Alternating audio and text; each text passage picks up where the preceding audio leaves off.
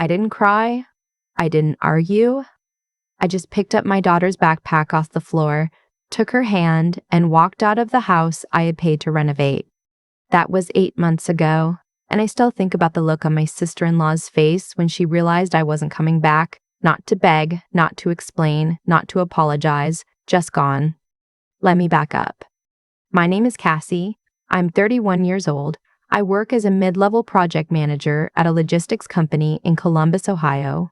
I've been doing that job for 6 years, long enough to know how to read a contract, how to document everything, and how to recognize when someone is trying to move the goalposts on an agreement. My brother Preston is 4 years older than me. We grew up close. Or at least I thought we did. He married his wife Gwendolyn 3 years ago. Small wedding, backyard ceremony, nothing fancy.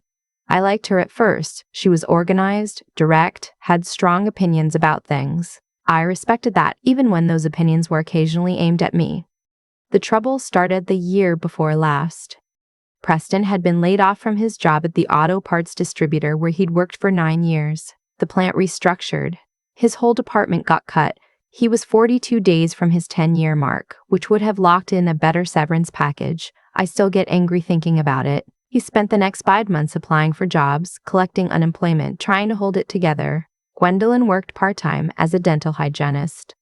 Between the two of them, they were barely covering their mortgage. My daughter Poppy was 6 at the time. Her dad, my ex, had moved to Portland 2 years earlier.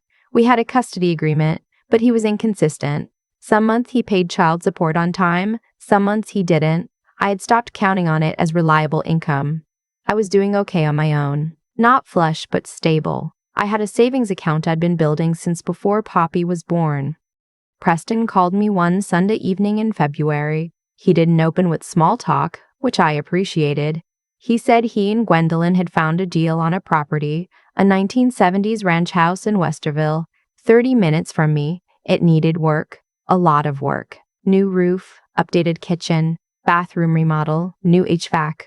But the purchase price was low because of the condition, and if they could get the renovation done, they'd have a house worth significantly more than what they paid. The problem was the renovation budget. He asked me for $40,000. I want to be honest here, because some people who heard this story later said I was naive, and maybe they're right. But when your brother calls you after 9 years of being the person who showed up for you, who drove 4 hours to help you move, who lent you his truck, who sat with you in the ER waiting room when your wife had a miscarriage, you don't immediately run a risk analysis.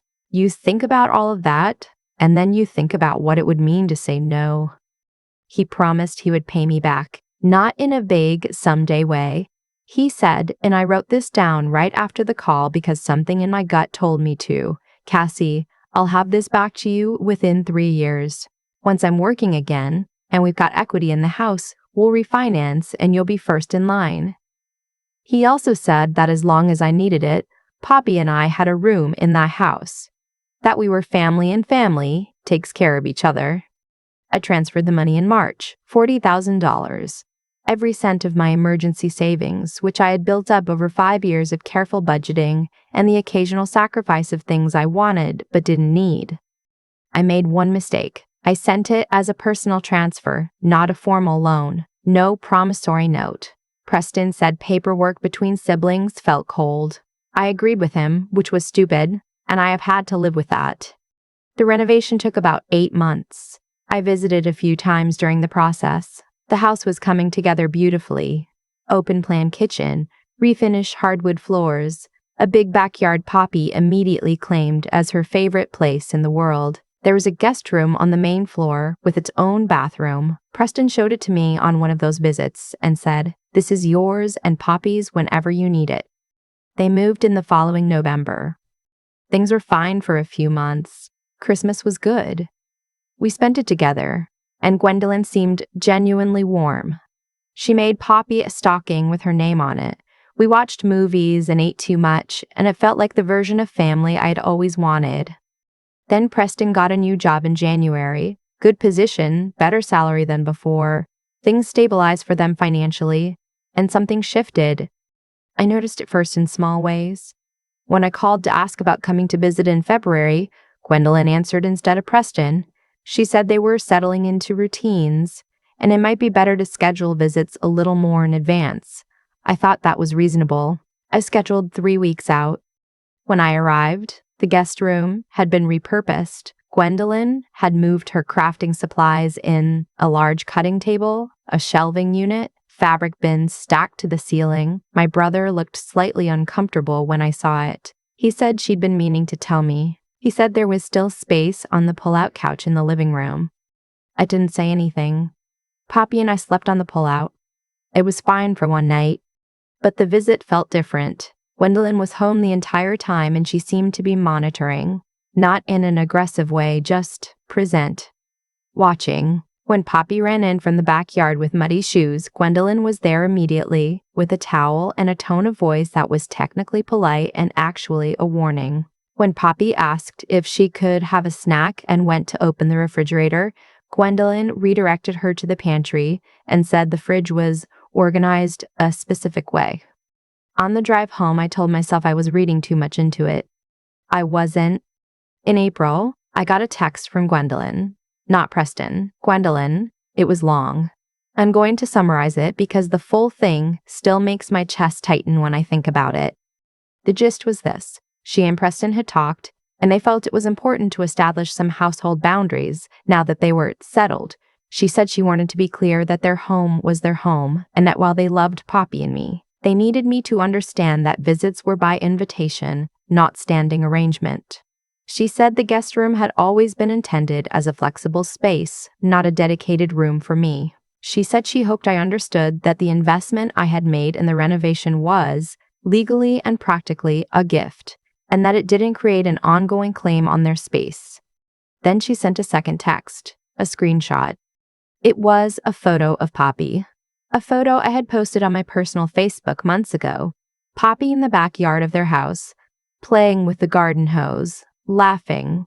Someone had cropped it, enlarged it, and added a handwritten note in red marker along the bottom. The note said, "Do not allow unsupervised access. Destructive behavior on property." I stared at that image for a long time. My daughter was 7 years old. She had gotten mud on her shoes once. She had opened a refrigerator. I called Preston immediately. He picked up on the second ring, which told me he'd been waiting. I asked him what the photo was. He said Gwendolyn had shown it to the neighbors as a heads up, because apparently Poppy had been rough with things during our last visit and she wanted people to be aware. He said it in the tone of someone reading from a script, not someone who believed what they were saying.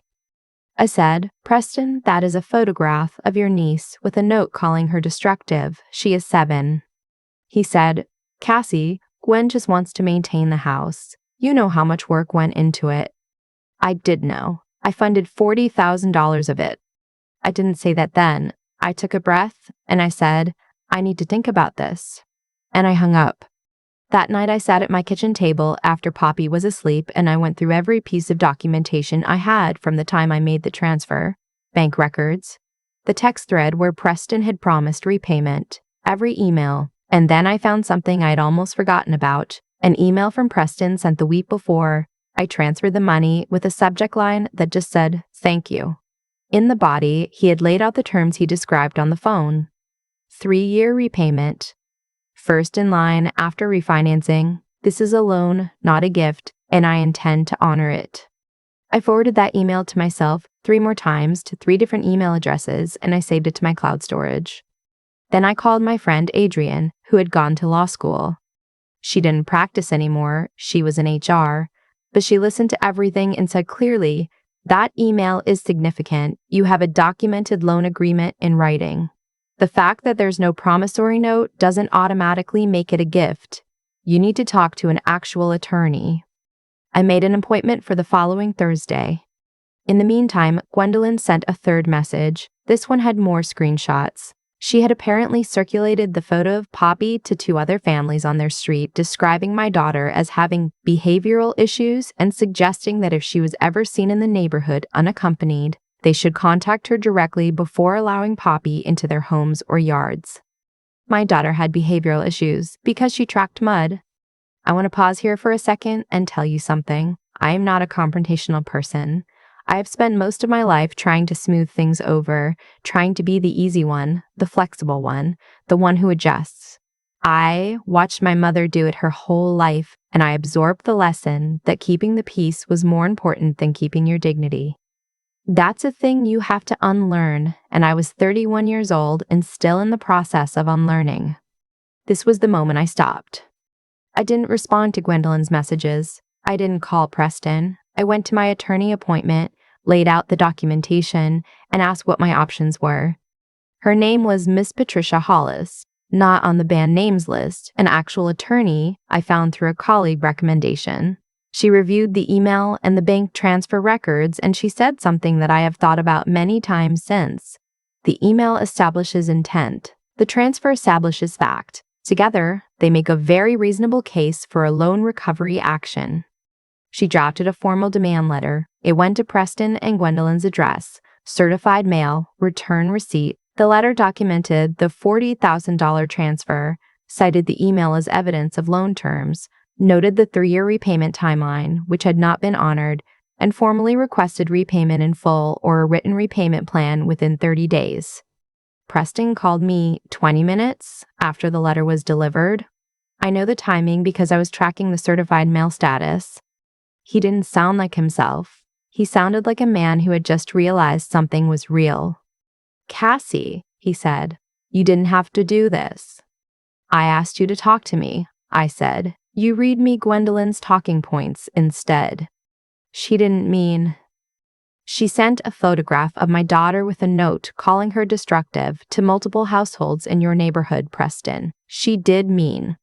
There was a long silence. "We don't have $40,000 right now," he said. "I know," I said. "That's why Ms. Hollis offered a repayment plan option in the letter. Read it." He said he needed to talk to Gwendolyn. I said that was fine, and I reminded him that he had 30 days. Here's where I have to tell you about someone I did not expect to become important in this story. Preston and Gwendolyn's next-door neighbor on the east side was a man named Harold Beckett. He was in his late 60s, recently retired from a career in commercial real estate. He had apparently been copied on one of Gwendolyn's neighborhood messages about Poppy, the one describing my daughter's supposed behavioral issues. Harold had a granddaughter roughly Poppy's age. He had watched Poppy play in that backyard multiple times when I visited. He knew the description in that message did not match the child he had observed. He reached out to me through Preston. He sent a message to my brother and said he'd like to speak to me directly if I was willing. Preston, to his credit, passed along my number. Harold called me on a Wednesday evening. He introduced himself, apologized for the awkwardness, and then said something that I will remember for a long time. He said, "I've been in business long enough to know when someone is trying to rewrite a deal after the fact. I don't know all the details of your situation, but what your sister-in-law did with those messages was wrong. And I want you to know that if you need a statement from a neighbor attesting to your daughter's conduct during her visits here, I'm willing to provide one." I thanked him. I didn't need the statement in the end, but I didn't know that yet. He also told me carefully that Gwendolyn had approached him and his wife to ask if they'd be willing to sign something, a kind of informal neighborhood declaration that Poppy was not welcome to play in any yards on the block unsupervised. He had declined. His wife had also declined. He said 2 other households had declined as well. I hung up the phone and I sat very still for a minute. Then I allowed myself to feel exactly as angry as I actually was, not the managed, careful version of angry that I'd been performing for weeks. The real thing, the kind that clarifies. Poppy did not know any of this was happening. I had been careful about that. She knew we weren't visiting Uncle Preston's house for a while, and she had asked why once, and I told her we were giving them some space while they got settled. She accepted that the way 7-year-olds accept things, with a nod and an immediate pivot to asking what was for dinner. She was doing fine. She was always fine. She made friends easily, loved her 2nd-grade teacher, was obsessed with a series of chapter books about a girl detective. She was, by every measure, a happy child, which made Gwendolyn's campaign against her reputation in a neighborhood she barely knew somehow even more grotesque. 30 days passed, no repayment plan, no response to the demand letter from Preston or Gwendolyn directly, Only a brief email from a paralegal at a small firm indicating that they were reviewing the matter and would respond in due course. Ms. Hollis filed in small claims court. Ohio small claims has a limit, and $40,000 exceeds it, so we moved to the general division of the municipal court, which handles civil claims. The process was slower and more formal, but the documentation was clean and the case was straightforward. 2 weeks after the filing, I got a call from the paralegal's supervising attorney. He was trying to sound casual and not quite managing it. He said his clients were interested in exploring resolution outside of litigation. I told him my attorney would handle all communication going forward and gave him Ms. Hollis's contact information. What followed was 3 weeks of back and forth that I largely didn't participate in directly. Ms. Hollis negotiated, I worked, picked up Poppy from school, made dinner, helped with the girl detective books. Normal life continued. The resolution was this. Preston and Gwendolyn signed a promissory note, the thing we should have had from the beginning, for $38,000, reflecting a small reduction Ms. Hollis agreed to in exchange for them not contesting the claim and not dragging it into a longer process. Monthly payments over 4 years. If they missed 2 consecutive payments, the full remaining balance became immediately due. Signed, notarized, filed with the court as part of a settlement agreement. The day I got the countersigned copy in my email, I poured myself a glass of wine and sat on my back porch while Poppy rode her bike in the alley behind our house. She was singing something to herself, slightly off key, not caring at all. She looked up and waved at me, and I waved back. I thought about the photo with the red marker. I thought about my brother reading me talking points on the phone. I thought about Harold Beckett, a man I had never met before any of this, calling me on a Wednesday evening to offer a character reference for a 7-year-old. The first payment came on the 1st of the following month, and the one after that, and the one after that. Preston and I have not spoken since the settlement. I don't know what his marriage looks like now. I don't know if Gwendolyn understands what she actually set in motion when she circulated that photo, or if she believes she was justified. I have made my peace with not knowing. What I know is this. I spent a long time being the person who absorbed things, adjusted, smoothed them over. I told myself it was kindness.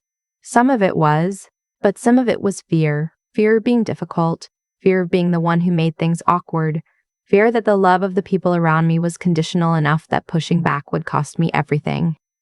It didn't cost me everything. It cost me a brother who was already choosing someone else's version of reality over mine.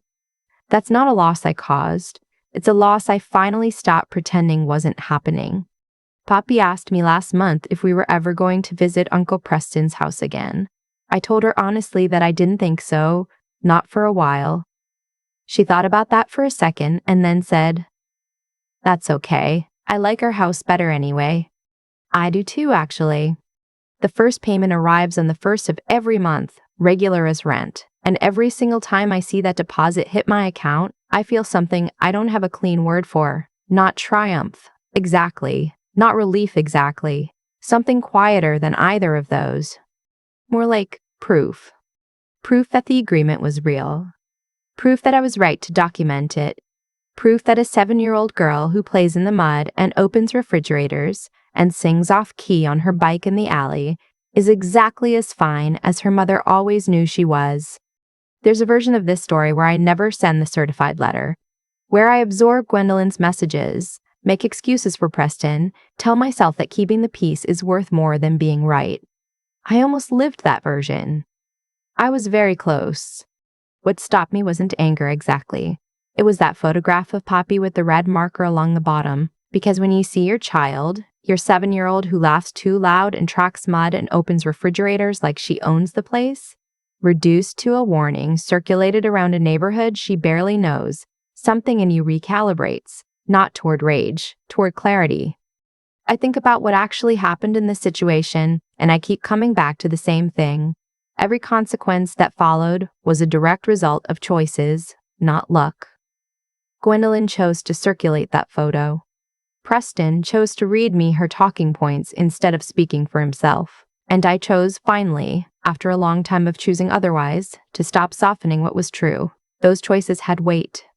They landed somewhere. That's not the universe punishing anyone. That's just how cause and effect actually works when you stop pretending it doesn't. What I had to learn, and I mean really learn, not just intellectually understand, was that doing the right thing is not the same as being passive. I had confused those two things for years. I thought being good meant being accommodating, being agreeable, not making things difficult. But good judgment without the willingness to act on it isn't really judgment at all. It's just observation. I had to develop the backbone to use what I knew. The bank records, the documentation, I almost didn't bother saving, and trust that the facts were enough. That's the thing about preparation. I kept that email not because I was planning to sue my brother. I kept it because something in me said, this matters, write it down, save it. That instinct, to think clearly in the middle of an emotional situation, to separate what I felt from what I could prove, was the thing that made everything else possible. Intelligence isn't just knowing things, it's knowing which things to hold on to. And then there's the part that nobody really talks about, which is how much it takes to stay standing when the people who are supposed to be in your corner are telling you to sit down. Preston told me I didn't have to do this. What he meant was, don't. Back off. Make it easier on us. I had to find enough steadiness inside myself to hear that and keep moving anyway. Not because I wasn't scared, not because it didn't hurt, but because Poppy was watching her mother decide what kind of person her mother was going to be. Harold Beckett called me on a Wednesday evening to offer a character reference for a child he didn't have to defend. That still moves me. It's a reminder that integrity has a way of recognizing itself across a fence line. The payments come on the first of every month, and every time I see that deposit, I think, I didn't do this out of cruelty. I did it because the agreement was real, my daughter's dignity was real, and I was finally willing to act like both of those things mattered. They did. They do. That, more than the money, is what I'm keeping.